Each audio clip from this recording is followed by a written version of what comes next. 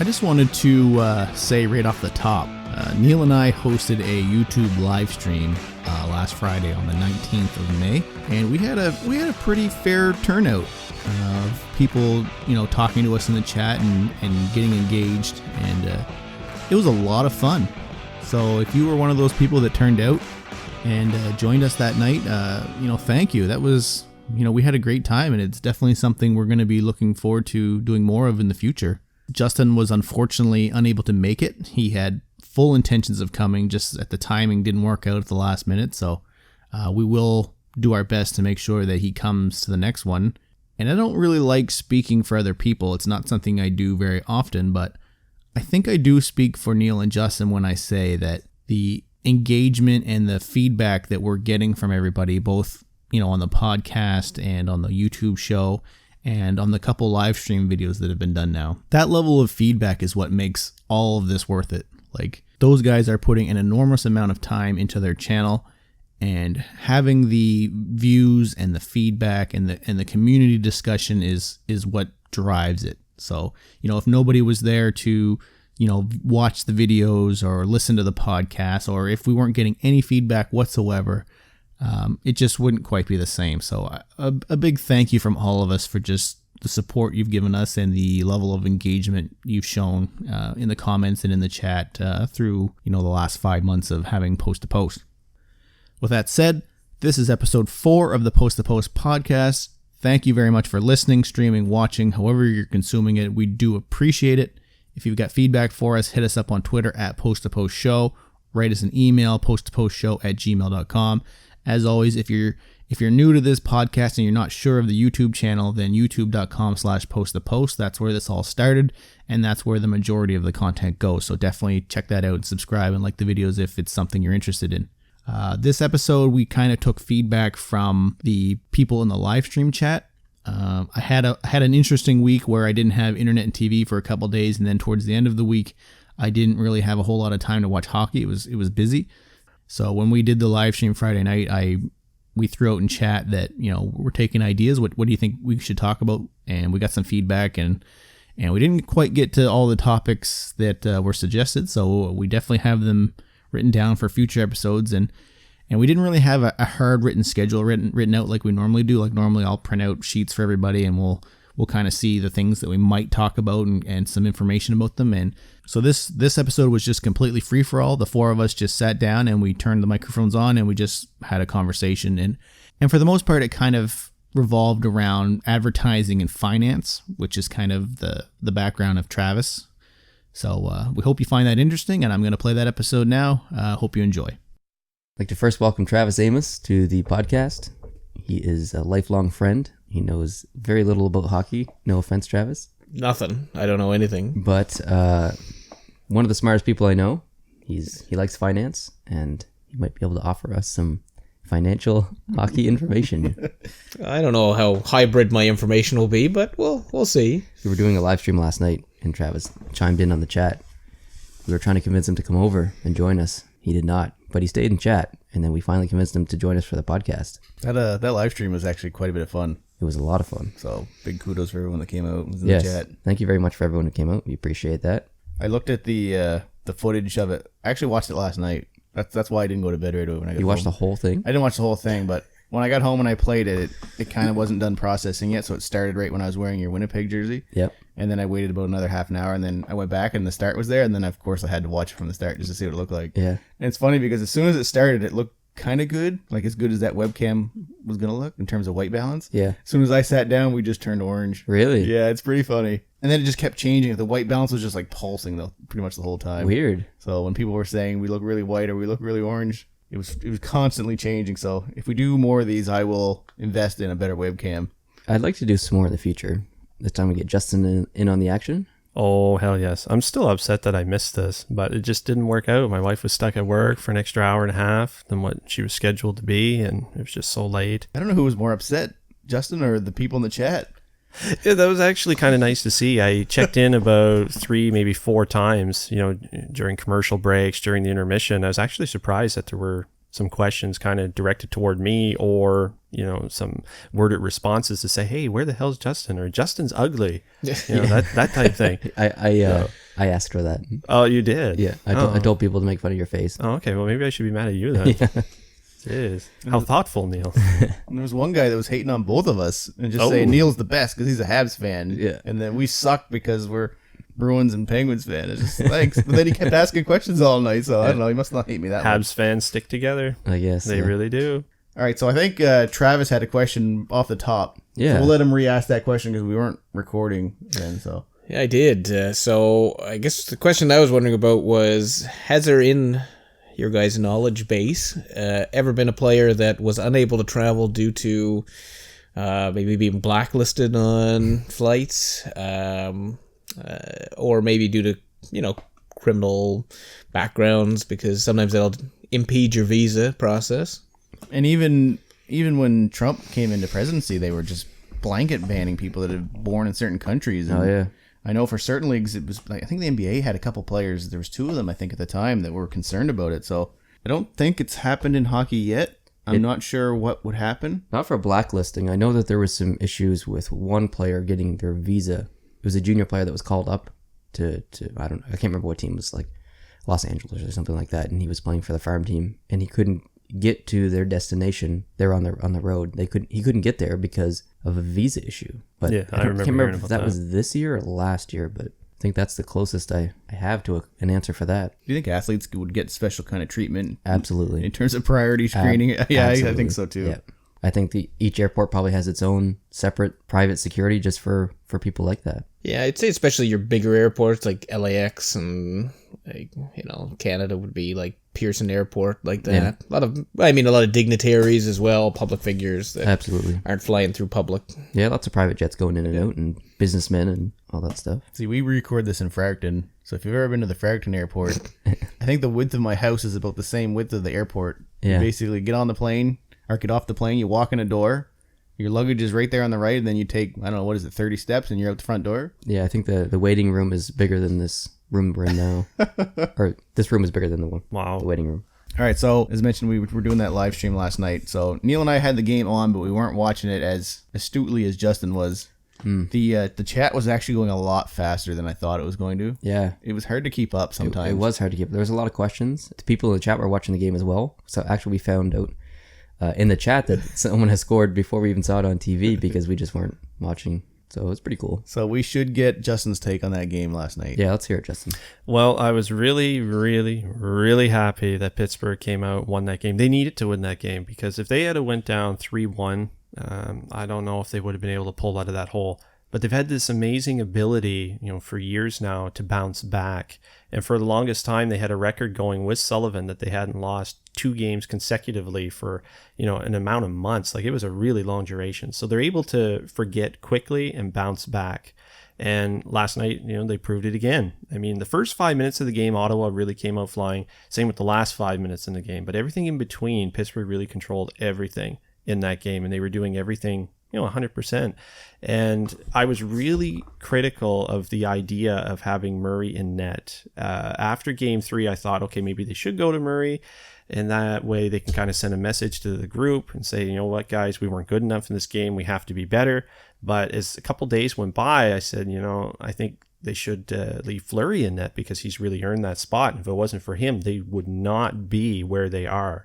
And maybe I was wrong because they won the game last night, right? So perhaps the right decision was made. But Pittsburgh played such a stronger game last night. I don't know if it would have made a difference if Fleury was in or Murray was in. In all honesty, they looked sharp. Crosby stepped up. He was non-existent in game 3. He was just a corpse with skates on. In game 4, though, last night, he looked stellar. He had a goal, he had an assist. He was in the play very often. Their power play looked a lot stronger, probably the strongest it's looked in the entire series. They were cycling the puck well. Their forecheck was amazing.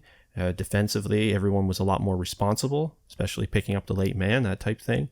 So they really fixed up everything that went wrong for them in game 3 and came out with a win. But at first I was a little hesitant that they might lose it because Ottawa was starting to come on strong there in those final 5 minutes, but luckily they were able to keep it. Do you think the games that Ottawa has won, do you think that's more Ottawa winning or Pittsburgh not playing where they need to be playing? Well, game 3 was definitely, Pittsburgh not playing. Like, yeah, Ottawa was up 4-0 at the end of the first in game 3, but man, Pittsburgh were just standing around. It was as if they had absolutely no interest in playing hockey that night and said, you know what, we're just going to stand here. If you win, you win. We'll see how it goes. It was horrible how bad they looked. And for, the reigning defending Stanley Cup champions to look that terrible, like that was a joke. I was so livid sitting at home watching that game. I couldn't even fathom words. I really couldn't. It was so awful. Were you worried last night when Ottawa started to come back at the end? Or did you have confidence that Pittsburgh would be able to? Well, I think I'd be lying if I said I wasn't at least a little worried, but I did have confidence that the Penguins could shut it down and, really hold them back, which they were able to do.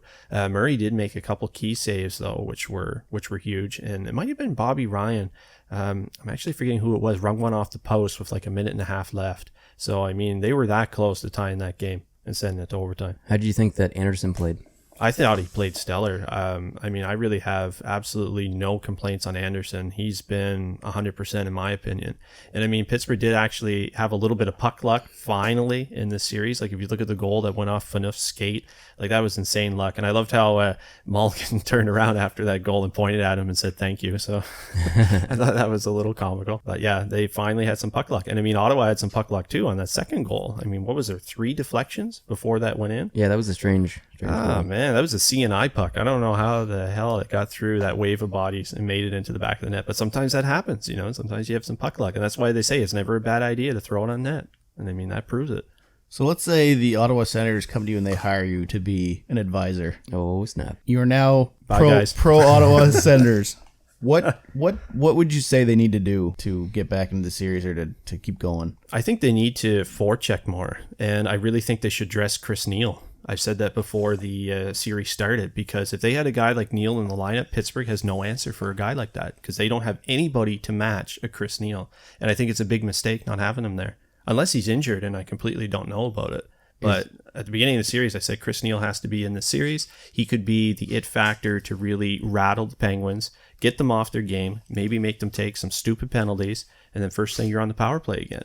And he's a very physical guy, and Pittsburgh just would not be able to match anyone against him. You had similar opinions about Tanner Glass. Yeah, Tanner Glass. Love Tanner Glass. And I said Tanner Glass has to be in the lineup for the Rangers. And to me, he really did make a difference for the Rangers. Yeah, you said that in a few instances. You said that before the playoffs started, and Tanner Glass scored the first goal of the entire playoffs. Yes. Tanner Glass, I love that guy, and I know him very well because he played with Pittsburgh for a while, so I'm really familiar with his habits. And I said he has to be in the lineup, and it boggled my mind that the Rangers didn't have him in all season. I said he's an amazing player. People look at him as a scrapper, a guy that's just out there to stir up crap, but he's actually a very good hockey player. So do you think Chris Neal's just getting too slow and old, or what? Because he's always been a pretty big factor in the playoffs for Ottawa. Yeah, he has been. And he has some numbers to really prove it. And to me, he's a heart and soul guy. And if he's in the lineup, I think Ottawa could have an edge. He really needs to be in the lineup for them, in my opinion, because Pittsburgh cannot match him. They cannot. So going forward to game 6 in Pittsburgh, series is tied 2-2 now. Who wins that game? Game 5. Game 5, sorry. Yes. I'm really hoping the Penguins. But at this point, it's a 50-50 split. Pittsburgh's won one and lost one at home. Same with Ottawa. So I don't know. It's kind of up in the air. But I think now it depends, okay, which Pittsburgh Penguins team is going to show up. Are we going to get the team from last night, or are we going to get the team in game 3?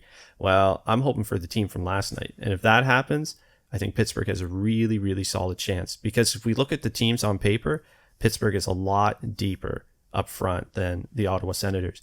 But the big story right now is Pittsburgh's health on the blue line. Yeah. That's a really big story right now. So hypothetically, if Ottawa won last night and went up 3-1 in the series, what would your confidence level be at for Pittsburgh coming back and winning? I'd say about 50%. That would be That's still pretty good. 50%. Yeah, a really big hole. But Ottawa, I think if they went up 3-1, they would go right back to that 1-3-1 system like we saw in game 2, where they didn't push the play at all. And that was the game Pittsburgh shut them out in. And man, Ottawa didn't forecheck or anything. They just stood around, waiting for an opportunity where Pittsburgh would make a mistake and turn that puck over. And then Ottawa could capitalize, perhaps get up the ice on 2-on-1, that type thing. But to me, if Ottawa plays that style still, I don't think they're going to win this series. Yeah, that 1-3-1 system is the same system that Tampa Bay used for a while. Yeah, and the 1-3-1 system can be very successful. It can. It really can. However, I think the Penguins have finally figured it out after those first 2 games that they can counter that system. And best way to counter it is just dump pucks. Yeah. Chase pucks. I mean, that's what you got to do. And if the defenseman wants to go back and play that puck, make him pay for it. Exactly. Nail him every time. Yeah. That's what I would do. If you can squeeze 2 guys in past those 3 on a dump in, you're facing 1 defenseman with 2 attackers. Chances are you're going to turn over the puck. Well, yeah, the defenseman can't turn and match your speed if you're forechecking, you know, in full force. And Pittsburgh has that speed if they really want to utilize it. Ottawa really slowed them down in game 1. Like that 1-3-1 system was played to perfection, in my opinion, to game 1. And Pittsburgh weren't really able to counter it. However, in game 2, they were able to counter it. And what Ottawa should have did in game 2 was, okay, wait a minute, they've kind of figured out a way to break through this. We need to counter a little bit, but they really didn't. They just stuck with that 1-3-1, and it didn't really help them at all in that game. You know, and Pittsburgh shut them out. So this is maybe a little off topic, but the 1-3-1 system compared to the trap, what do you think is more effective? Tough to say. It's really tough to say because it's really different eras, you know? Yeah. You look at Jersey back in the 90s. I mean, that system won them cups, but it's the reason why I hate New Jersey because they were the most boring team to watch for years. It used to piss me off so much that if I looked at the schedule and said, oh, God, Pittsburgh's playing Jersey, I wouldn't even want to watch the game. Yeah. That's how much it would annoy me. And to get this correct, you don't hate New Jersey as the city or as like the colors or the logo or any players. You just hate the style and That's the system that they play. The only thing I hate. Yeah, the only thing I hate. I mean, there's a lot of guys on Jersey that I really like. Yeah. I like Bobby Farnham that they got from Pittsburgh, Bo Bennett that they got from Pittsburgh. I'm a big Shiro fan. Oh, wait a minute, Pittsburgh's creeping into this. But no. In all honesty, I'm a big fan of a lot of players on Jersey. But it's just that style. Oh, I hated that style. There was someone in the live stream last night asking Neil and I why we hate New Jersey. It's like, I don't hate New Jersey. It's just there's nothing there really that makes me excited about them. They're getting better. They're getting better for sure. Well, yeah, they got Taylor Hall. I mean, that's a big thing in my opinion. I had fun watching Superstar. Miles Wood this year as well. He was... Was it Philadelphia that played Tampa in the 1-3-1 game where Philadelphia defenseman just held on to the puck and the fans were going nuts? Yeah, and they kept whistling it dead, and then the official said, you have to move the puck. So he said, okay. So he just started skating left to right, and he wouldn't advance. So, hey, the puck's in motion. It's in play, so they wouldn't whistle it dead. And they did this for minutes. But Boucher said, don't go in, don't forecheck, stick with the 1-3-1. So, I mean, that's a team that's really bought in because when Philly's making them a laughing stock and they're still not going in on the forecheck, I mean, that's when you know your team is committed to the system that you're preaching. Yeah. Now, I'm just going to jump in there. I had one quick question. Now, of the 4 remaining teams, how strategic do they have to play now to avoid things like fatigue, injuries for the finals? Because, you know, I mean, is the first couple of games at the very beginning of the Stanley Cup championships different than your semifinal games where you're now that close? You lose your Sidney Crosby, you lose your star player. Does that then diminish your chances of winning? Or is it really just specifically game to game? You got to win, got to proceed to the next game. I mean, if the Penguins had have lost last night, would they have burned themselves out running to catch up? That's a great question. I personally believe the teams take it series by series. I don't think they can look that far in advance just because, I mean, if you start thinking so far in advance, then you're kind of taking yourself out of where you are. And anything can happen. So you just need to take it series by series, in my opinion. Yeah, health plays a lot. I mean, if Chris Letang was 100% healthy for the Pittsburgh Penguins, that would make a difference. If Hornquist, Schultz, these guys were all back in the lineup, makes a big difference. Say if you take Erik Karlsson off the Ottawa Senators, what would happen next game? I think they would be in big, big trouble.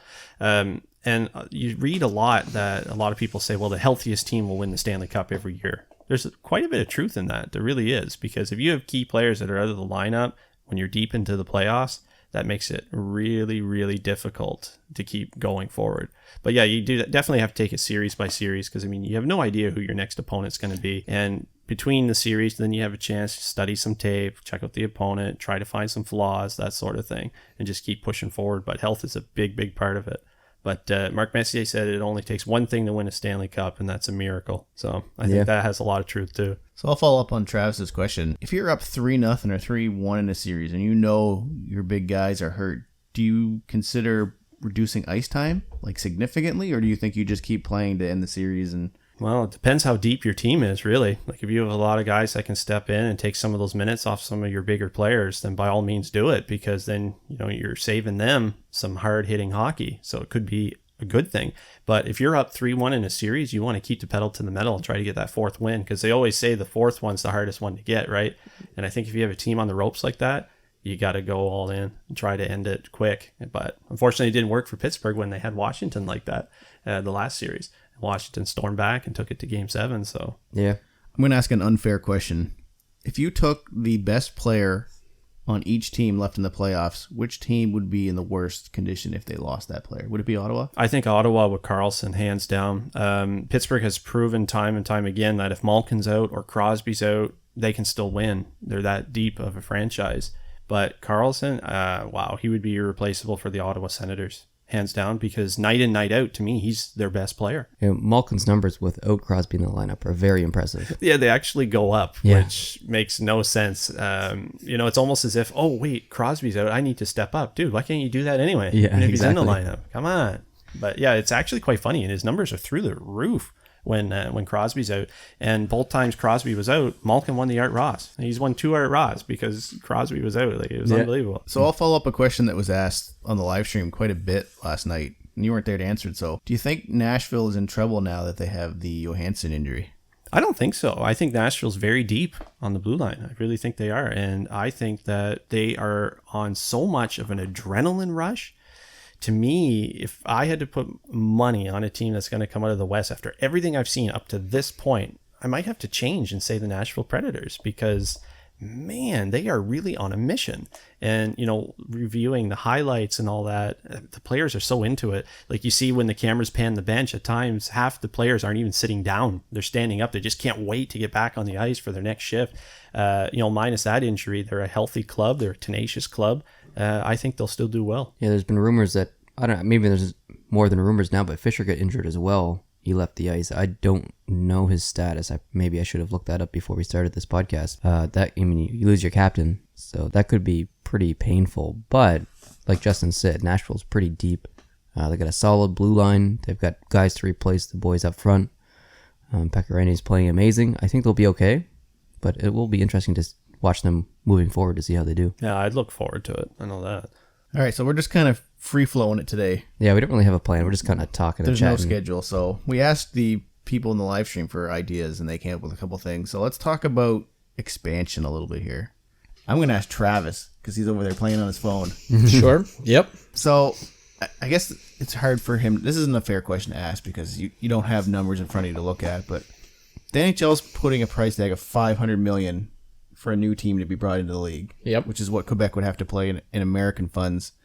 And there's a lot of teams that aren't barely making profit right now. I think there's 4 or 5.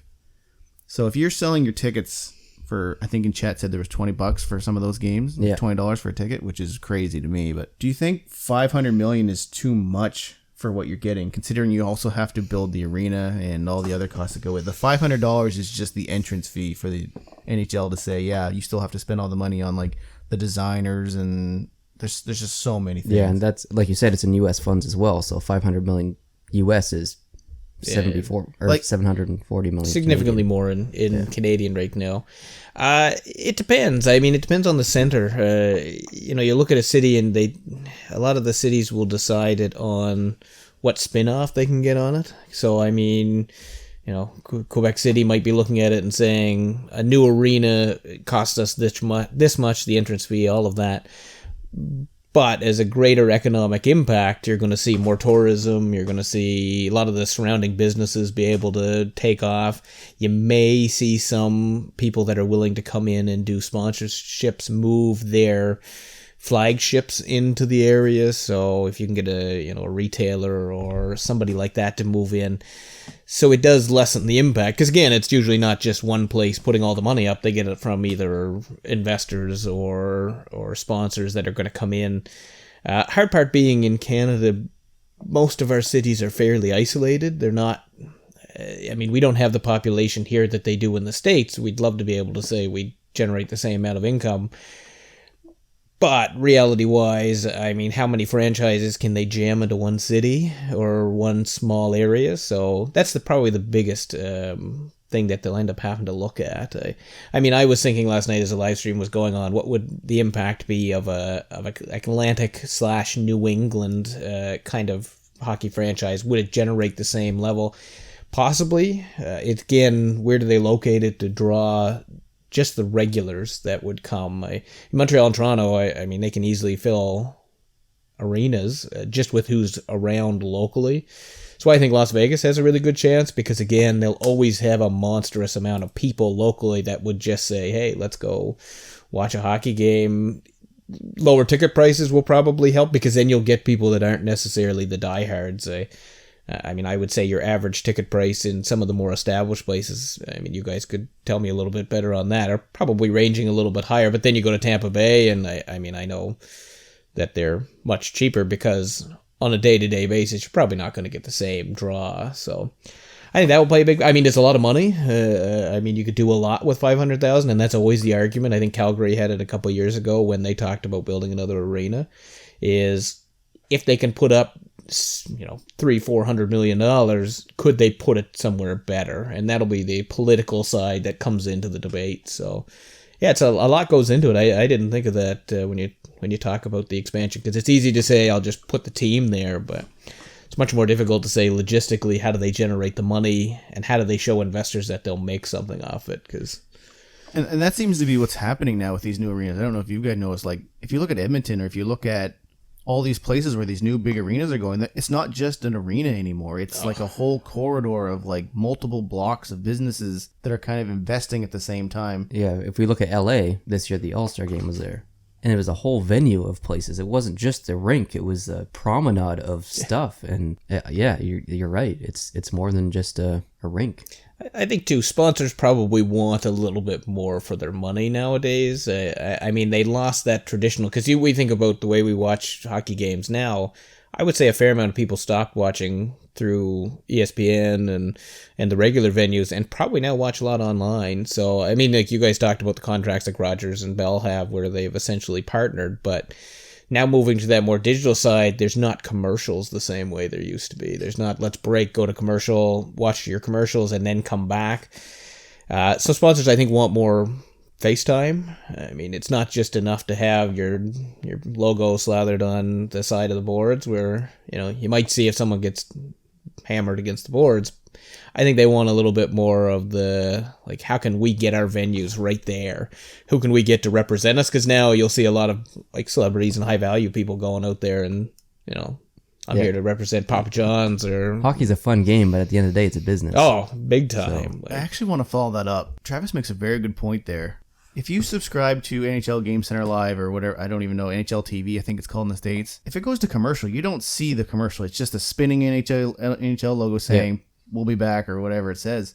You hear everywhere that mobile's growing, and we've seen it from this channel. We talked about it last night. We talked about it in the stream. Like, it's like Neil and I never believed that mobile devices would be higher than computers and televisions, but we look at our analytics and it shows us that it is. Yeah. So if more people are turning to that type of platform to get the games, the advertising is actually going down. So in your opinion, does that mean that we're going to see more on ice advertisements? Like, I know you've had the video about the advertisements on the glass and things like that. They have to find a way to make up for that advertising, whether it's on jerseys or on the glass, or they put more on the ice, or like, do you think there's going to be more advertisements in the future that in places that they aren't right now? I guess is what I'm saying. Well, it's actually already kind of started in the regular season with Rogers Game Center, NHL TV in the US. There's absolutely no advertising during the commercial breaks. It actually just says commercial break in progress on your device, and it's just an NHL logo that rotates. But now that we're in the playoffs, they actually have commercials on this streaming service because I'm a subscriber to Rogers Game Center, and now I'm subject to commercials, and these are the first commercials that I have watched in probably 8 to 9 months. So it really caught me off guard when it went to a commercial break, and I thought, wow, I'm getting a commercial now. So what I did was I killed the stream so I wouldn't see it. Yeah, I actually watch all of my hockey recorded, and then I watch it delayed, so I can skip the commercial breaks. I don't watch any commercials. Nice. I hate commercials. And now I guess that it might be a hard question to ask. Is there regulation saying that they can't wear sponsors on their jerseys? Like It's coming. I mean, I'm thinking like NASCAR. Like NASCAR's, those drivers get out, advertising. Yeah. and they're from head to toe advertisements. I think some of the European leagues might be similar. Oh, absolutely. Because I'm thinking of their jerseys. They usually have a lot of logos. I don't know if that's I don't even know if advertising. soccer teams in Europe have logos. It's just a big They have sponsor. a small logo right here on the by Right, the shoulder. right, That's it. like Arsenal and Chelsea. But Yeah. then it's like whoever their Says main Fly Emirates back. right across their stomach. Exactly. Yeah. But if you think like the loyalty there in sports franchises drives a lot of that. Like that's money. I mean, you get somebody. I mean, we look at like a lot of the NHL players that go out and do sponsorship deals. Like those are lucrative deals. But I'm thinking on the team side of it.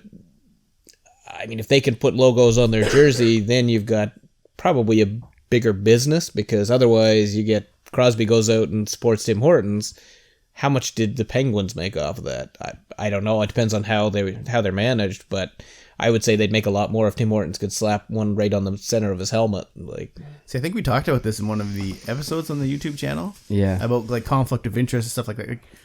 Like I'll ask Travis, like the popular players have independent sponsors. Right. Like, Gatorade and Nike and Reebok or whoever. What happens when, let's say, a personal sponsorship of a player is one company, and then the team gets sponsored by a rival company to that? So Sidney Crosby might not necessarily be out there wearing, whoever's name he's sponsoring on his helmet, but he has the competitions, up Right. on his shoulder. Right. Like, how is that going to affect his personal sponsorship?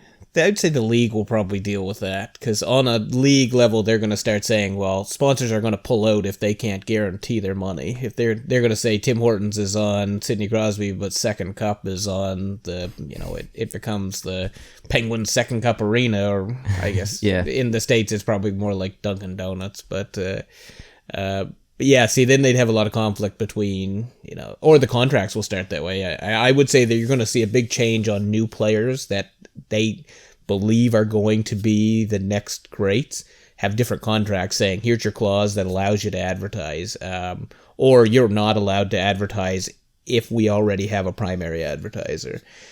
Because I can see that being a big thing that coming along. I don't know of any other sports teams that really have big issues like that, because again, a lot of them are either managed by a single management company or the franchise as itself dictates. So they probably have contracts that say, if you're going to sponsor or be sponsored by someone, you have to be approved by us first, and I assume they have to get something. I mean, whether it's like a fee or a due to be able to go out and do it, because I mean, they're not stupid. They have lawyers that they pay bazillions of dollars to make sure that their investments are well looked after. Like you said, it's a business at the end of the day. Those players, sure, they're people, but they're assets to the company. I'm sure they're insured. Like Sidney Crosby, if he gets 16 more hit concussions, I'm sure some insurance company is going to be crying about it, because they're going to have to reimburse somebody. So Yeah. Do you think, like, over in Europe with the soccer leagues and stuff like that, the advertisement is full force and the fans don't seem to mind? You always hear about the hockey jersey is so sacred, and it needs to remain clean. Do you think eventually the advertising is going to take over, and then when, like, we're all pretty young guys still, but do you think when we're older and the next gen a fan is, do you think they're going to not care as much and it'll just become the norm? It very well could be. I mean, advertising on hockey jerseys is coming. Sad. It's a very sad thought, but, as you mentioned, it's a business, and there's just too much money on the table to walk away from it. There's too many potential sponsors that'll throw millions and millions of dollars at the league to say, we want our logo on that player's jersey.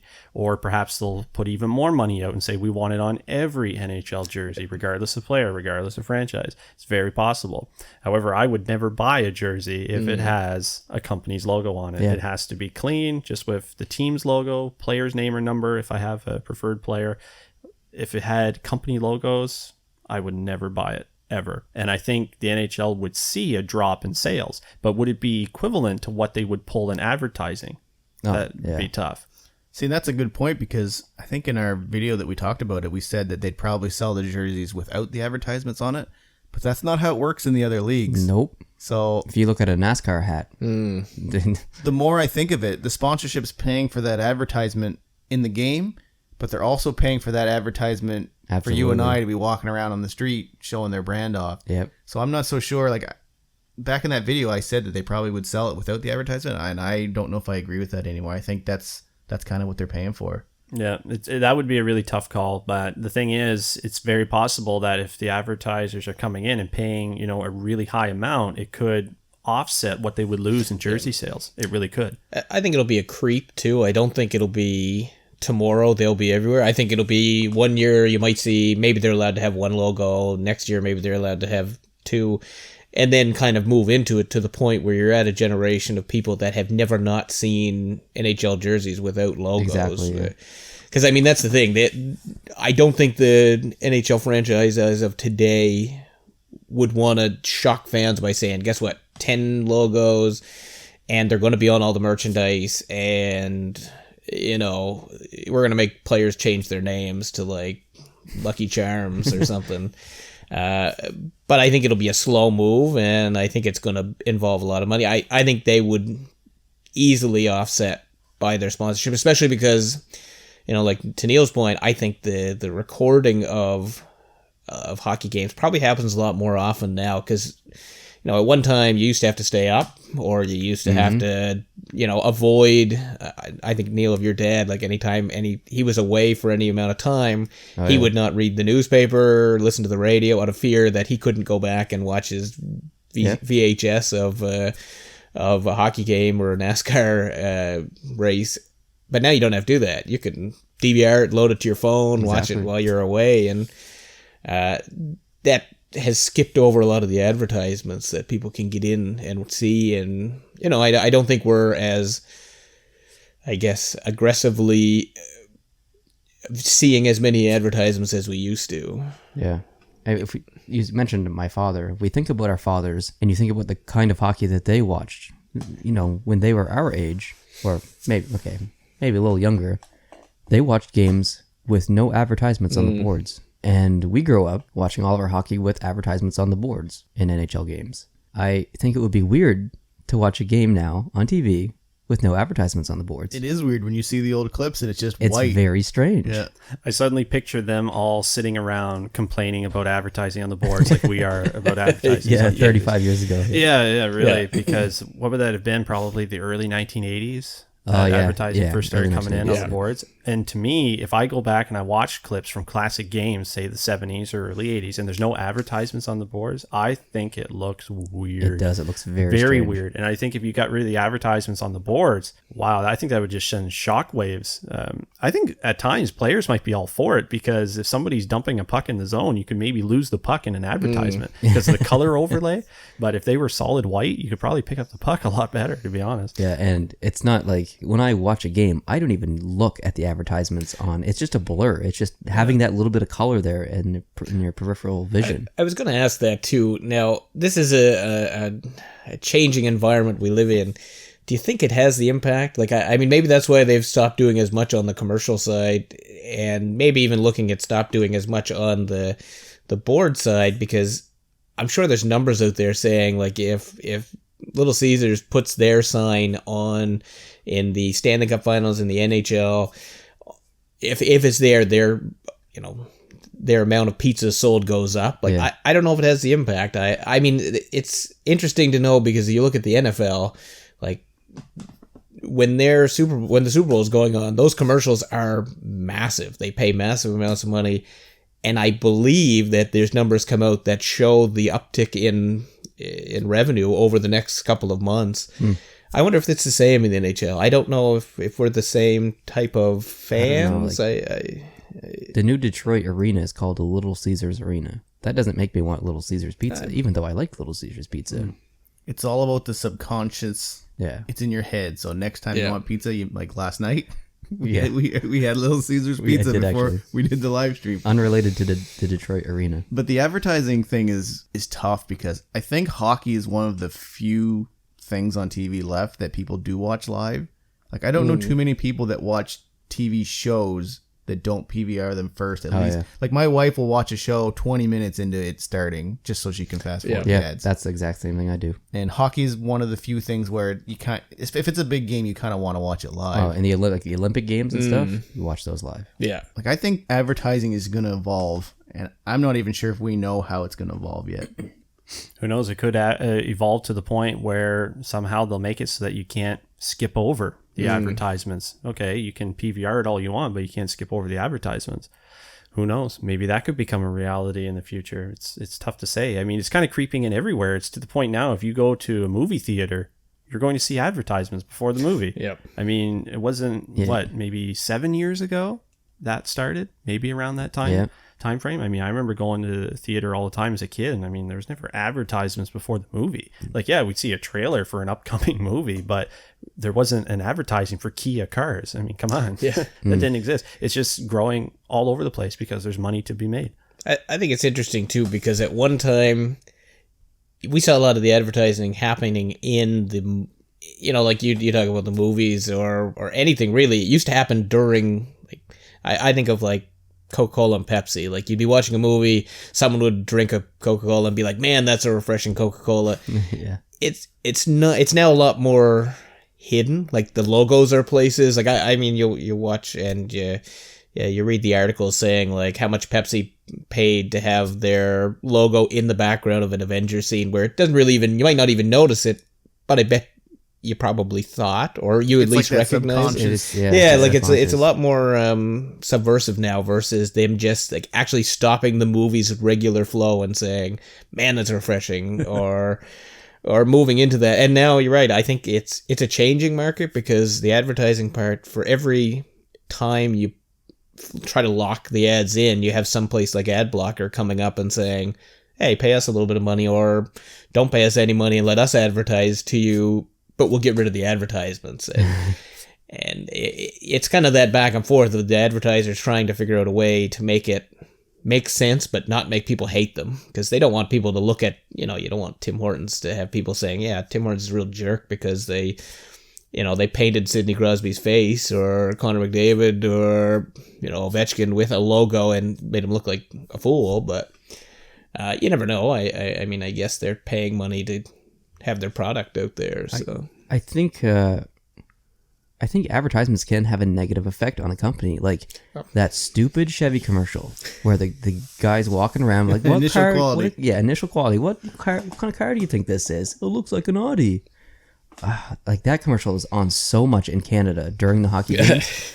Because of it, and because of the last month and a half of hockey that I've watched, I will never buy a Chevrolet in the next 10 years of my life. See, I think when your dad was on the video about the advertisements on the glass, he was basically saying he keeps a list of the companies that advertise, boycotts them. and he will not purchase products from those companies. Love it. Which is pretty interesting. But then, like, Neil had someone write him an email, I think, and he said that he was a small business owner and that those are actually an affordable option for him, whereas the others aren't. In Ottawa, yeah. And I didn't know that. I guess that would be on a regional broadcast, not on a national one. Right. Because from my understanding, if you're on a national broadcast with the ads on the glass, it's more expensive to have them on for all three periods than it is to have a static one on the boards. So I think eventually you'll see LED ads on the entire boards, so then they can just rotate ads out more frequently. So then you could see in the one spot on the boards maybe 15 different ads in a single period. So the NHL can make more money, but it can become more affordable for smaller businesses. And that was the I was watching a show, I can't remember which one it was. That was the argument for the ads on the glass, was that if you buy, they were intended to be rotated at every period, so you get basically a third of the game, and it's a lot cheaper. So that's something like smaller companies can invest in. I absolutely see them switching to some sort of like MLB has it. If you've ever noticed, they got the big green screen in the back of behind the people hitting the ball, and it just changes all the time. And sometimes they don't chroma key it out very well, and it looks really bad. So I mean, that technology is still coming. But I've seen ads in hockey where it actually looks like there's a light in behind. Have you seen that? Like, it's so bright, and the reflection of the ad actually goes onto the ice, and I hate that. I don't want that. Well, if you look in Ottawa, don't they have a full LED wall behind the benches, like where the players sit? I think it's Ottawa where they have ads behind the players. Yep, they do, and it'll just be plastered, say, with a bunch of Gatorade logos, Yeah. and then it'll rotate to something else maybe during the second period. It's that type bright of thing. too. Yeah, it is. And I mean, it's just another way for them to get advertisements in the games, because how many times during a single hockey game does the camera pan the bench of players? Like it's probably 25, maybe 35 times. So that's quite a few. Well, I shouldn't say quite a few. That's a lot of eyes that can be on your company's logo or maybe your catchphrase during a hockey game, because that you could have millions of people seeing that 25 times in a single hockey game. One thing I noticed when you're watching an American feed is almost everything that happens in the game is brought to you by a company. Oh yeah, Geico. Like The this power play this is like 5-on-3, this timeout, this coach's challenge, like pretty much anything that happens into a game where there's a pause for them to speak, there's some company somewhere paying for that Yeah. little. And I don't know, we don't get that as much up here. It's annoying, but what really bothers me was when they specifically say this power play was made possible by whatever company. Made possible. This power play could not exist if this company didn't exist. Get out of Discover here. credit cards. Ridiculous. Yeah, it's kind of a bad wordplay, isn't it? I mean, they weren't on the ice, drawing a penalty or trying to do something. They just threw some money and said, hey, advertise for us. Okay, you will now be responsible for all of our power plays. So let me ask you a question, and I'm going to tie in two topics here: sponsorship and expansion. If you're the Quebec City, whoever's going to own the future team, if a sponsor came to you, say Enterprise Rent-A-Car came to you and said, we will help you build an arena, we'll give you such and such money, but we want to be your sponsor for the next 10 years. Do you think that's an option for an expansion team to take a sponsor's money in exchange for advertising? They'd have to be certain that the NHL is going to approve them, because you see a lot of contracts get signed for the names of the arenas, where a company will come in and give X amount of dollars and say, okay, our company is now going to be the official name of this arena. Like, I'd like to know how much did Bell pay to have the arena in Montreal named the Bell Center. I'm sure there was a lot of zeros on that check. And it's been how many years now that it's been the Bell Center? I'm not even sure, but it's been a lot. Oh, it's been, I think, at least 15. Yeah, probably. I don't even remember what it was before, which is sad. Wouldn't it have been Molson?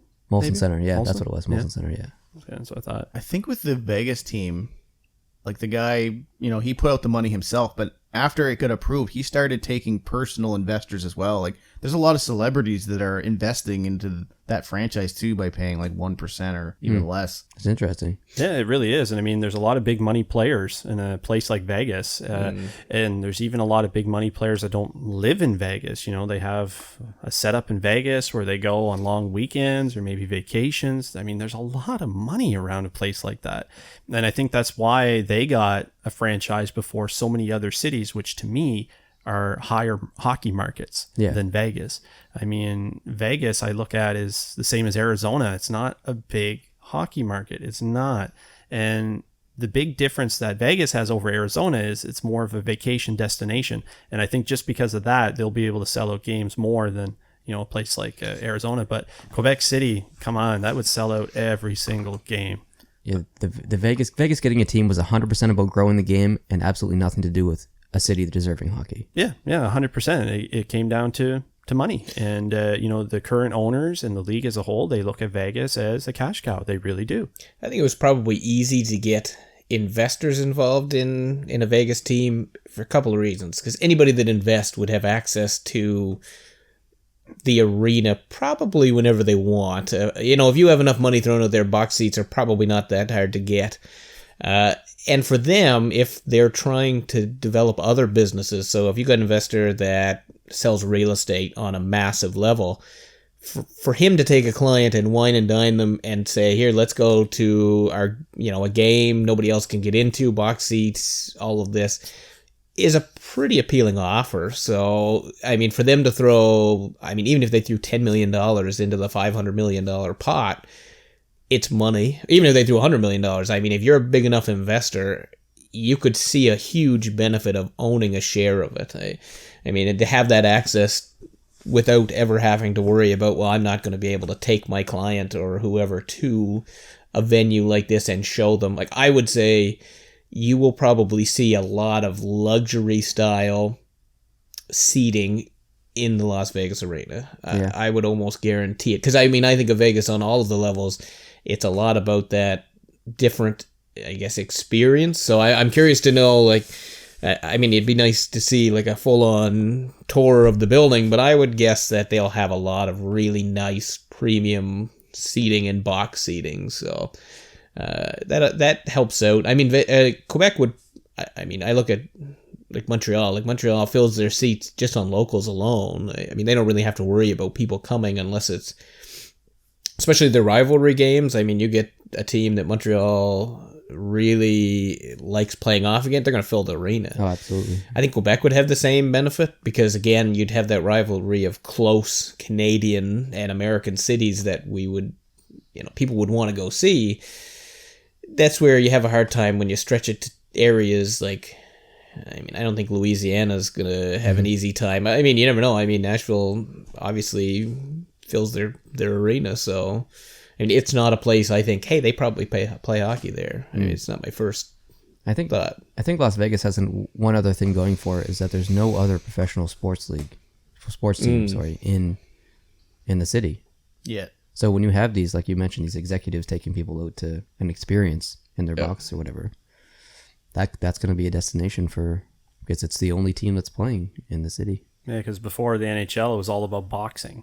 Yeah. The big boxing matches were in Vegas. That's what it was all about. Man, there's going to be a lot of gambling going on in hockey games. It'll almost be scary. Who's going to win tonight? Who's going to score the most goals? Yeah. We got the numbers. Now, I wonder if they'll have the gambling right in the arena. And on your way in, you can throw money down on the game, throw money down on a player. I mean, that would be interesting.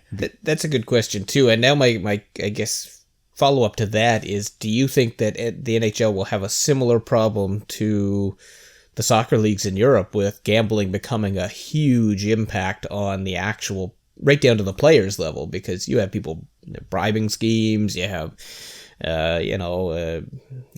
criminal organizations that are influencing things.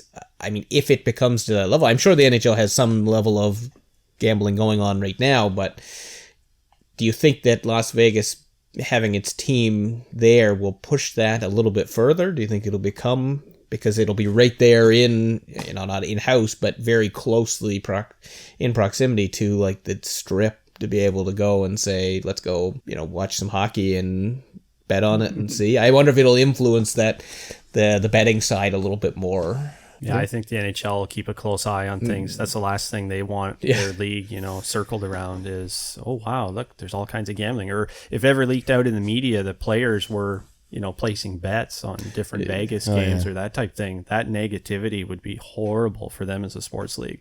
They'd have to really tighten that up. Yeah, and keep a close eye if you're on a player on the Las Vegas team 5 years from now and your salary's pretty low and you want to make some extra cash and you make a bet on the side that, I mean, that's... I don't think anyone would do that, but I'm just saying.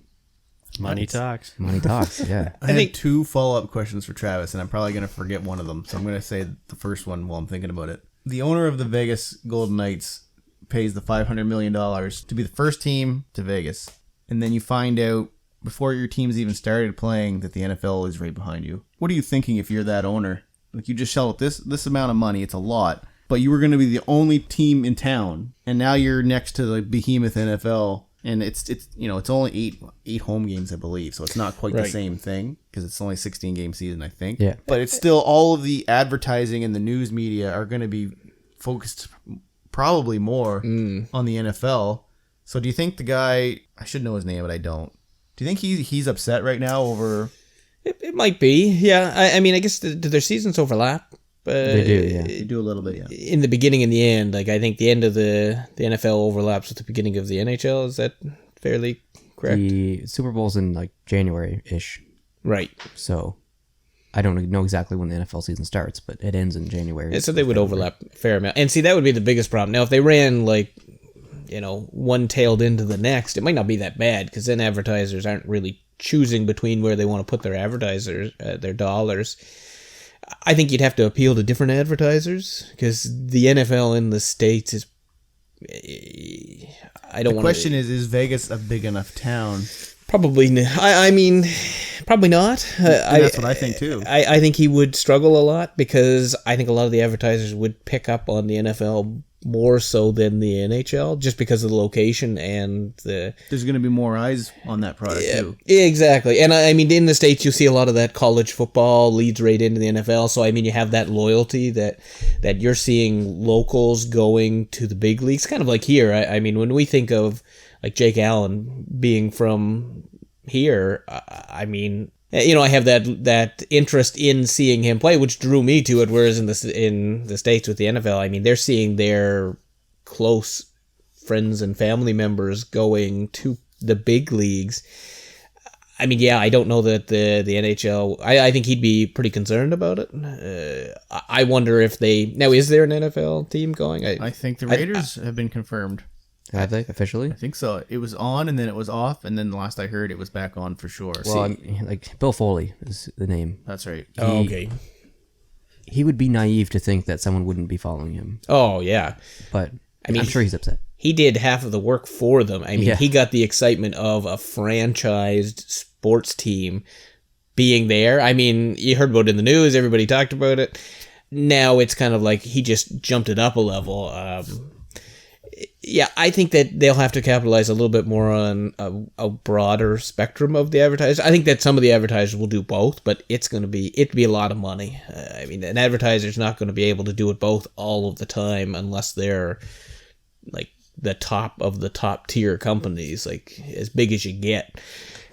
So it'll be interesting to see how much of an impact it does. I think it'll have an impact for sure. I would say he's definitely a little nervous about how many investors he's going to be able to keep, because the investors could decide to share or sell off some of their shares. Do you think, like we were talking about these celebrities that are getting in on these companies too, are like lots of people want to buy a basketball team or want to buy, it's more in the other sports than hockey, but do you think owning a franchise is kind of the new cool thing for rich people to do and they're doing it for that status? Or do you think it's more of an investment? Like, it's got to pay well. I think, on two folds. I mean, they return on the advertiser portion of it for an investment deal. Plus, they probably write off a lot of things. I mean, income tax wise, I'm sure if you own a franchise team, you get to write off a whole bunch of stuff. Yeah. Like I said, the biggest part would probably be relationship wise. They're able to kind of pull people into an experience that other people might not be able to. I don't see it as much in hockey as I do. Like, I think of Mark Cuban. When I think of him, I think basketball owner, like millionaire. I think he's way up there in the millionaire club, but I don't know why that is either. I don't know why you don't see as much of it here in Canada. Maybe it's a cultural thing, and I don't mean in Canada, but I mean around hockey itself, where it's a more, I guess, cherished game. They don't want people to make it. Do you think the NHL has stricter law when it comes to handing over ownership to teams? They definitely do, in my opinion. If we remember the whole Jim Belsilli thing, remember how That's he true. wanted to buy a good point. team, and then all the current owners came in and said, you know what, we don't like this guy. We don't want him to own a team. And to me, that's 100% BS. If a guy has the money to buy a franchise, why should the other ownership groups decide whether or not he can buy the franchise? Say I own the Edmonton Oilers. I want to sell the Edmonton Oilers to this guy here beside me. If he has the money, why should the rest of the league be able to stop it? I own this team. If I want to sell it to this guy, why should they have the right to decide whether or not the sale can go through? But it's also because he wanted to move the team as soon as he bought it to Ontario. Yeah, and why not? Yeah. Because to me, the arena was there. It would have been successful, but it's just because of the move, I believe, as to why they stepped in and said, you know what? We, as the other 29 owners of the league, we don't like you. We don't want you to own the team. And at the same time, maybe it's a good thing, because I mean, look what happened to BlackBerry, right? Yeah. It might have ended really badly after he bought that franchise. But I wonder too if the NHL treats it more like a franchise, as the NHL itself being the parent company. The teams are more like individual franchised companies where you kind of all have to get along. And I mean, they meet and vote, but yeah, it's a tricky thing, because you're on that line of, you can go full out capitalist style and say the market will dictate what goes on. So if there's money involved and there's people involved, let it happen. There's the other side that would wonder whether or not that having no controls in place might allow things to happen that could damage the overall. I mean, but that's an interesting part too, because how can they control how other people decide they want to spend their money? But also, they're such a large one that no one could create a direct competitor in North America to the NHL. I think of like the NFL and what was it, the X League that came out for like 3 years. They tried to compete. XFL, they just got crushed because the NFL wasn't going to give up any of their fans. I mean, they would, and the NFL had the money to fight it. I mean, they could either just keep the players or make you sign contracts saying that after you left the league that you can't go to another league for so many years. I mean, there's ways for them to effectively destroy another league. So yeah, it's hard because there's no competition. I mean, if that guy wanted to go spend $1 billion and put a team somewhere, nobody would play against him. So then what would he do? He'd have to create other leagues. So it's a pretty tough market to get into, I'm sure, when you're limited to what other people will accept you to do. Who do you think are the most powerful owners in the league? Like, I know Jeremy Jacobs in Boston is like, I think he's the chairman of the board of governors, and he seems to have a lot of say. A lot of people don't seem to like him because he kind of gets his way, but like, who do you think? Question. Like, what teams owners do you think kind of decide? Like, there's probably a handful of them that kind of have a little more say with the commission than the rest. It's almost kind of like an old cronies club where the owners kind of dictate everything. It's like the Jim Balsillie thing again. You know, the other 29 owners basically spoke up and said, well, we don't want him to be an owner. It's almost like one of those elite clubs that you need to have the approval of everybody in the club if you want to get in the club. It's like that episode of The Simpsons with the stonecutters, right? It's very, very similar. And if I had to pinpoint somebody that might have a little more pull, I would say it would be the ownership group of the Toronto Maple Leafs, because they are hands down the most lucrative. So much value for the Toronto Maple Leafs. They said it's over $1 billion franchise.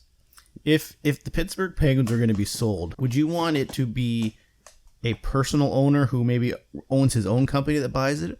Or would you want something kind of like Toronto has, where this big conglomerate of company with lots of money comes in, but they also have to answer to shareholders, so that could determine the amount of investment they make into that? Yeah, I think it's easier if you have, personal ownership, but it really depends on who, because I think a lot of issues going on in Buffalo right now are due to that owner of that team, because he's not stepping back and just letting the hockey minds run the club. He has his hand in that cookie jar all the time, and he's voicing his opinion. He's doing things behind the scenes, and I think that's why their franchise has been struggling for quite some time. So it really depends on the person if it's just a personal owner.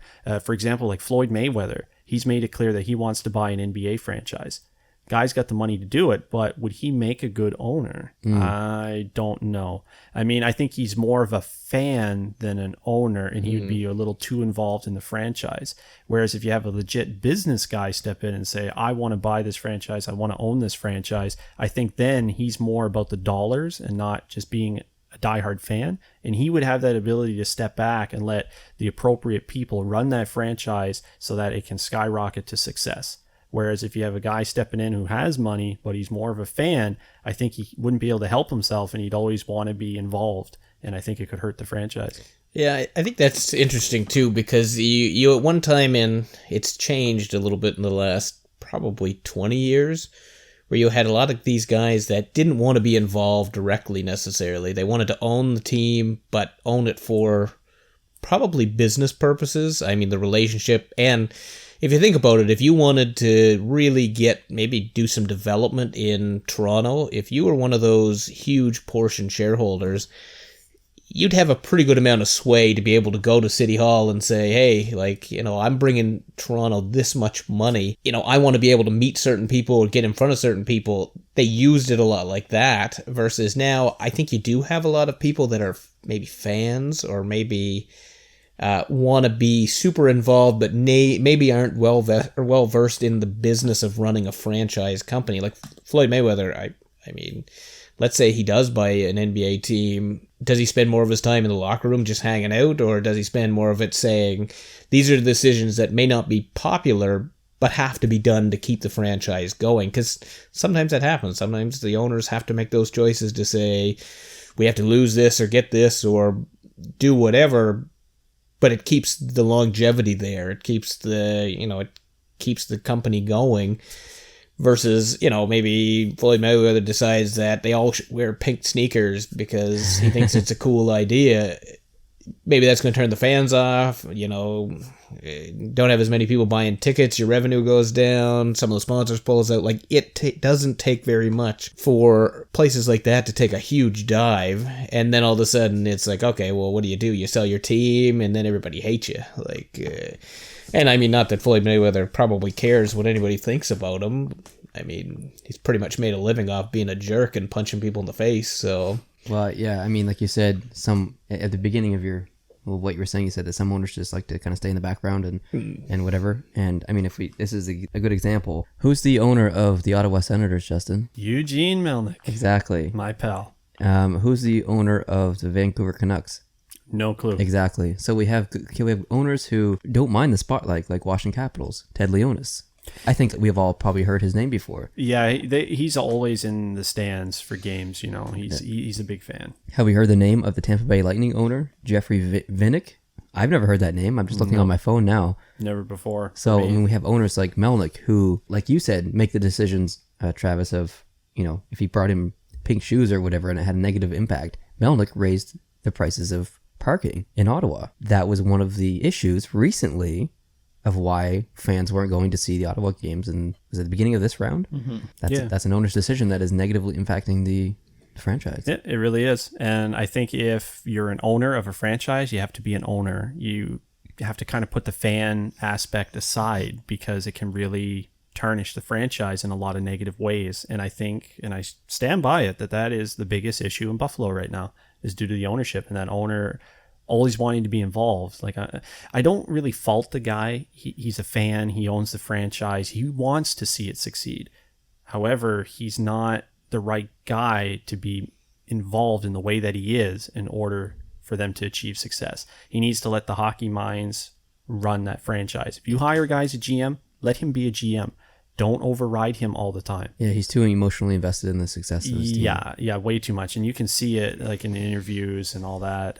He needs to be an owner first and put the fan aspect aside, unfortunately. But for some, it's almost impossible to do, or it's very difficult. I would not make a good owner of a franchise. I wouldn't. I don't think any of us here. Maybe Travis.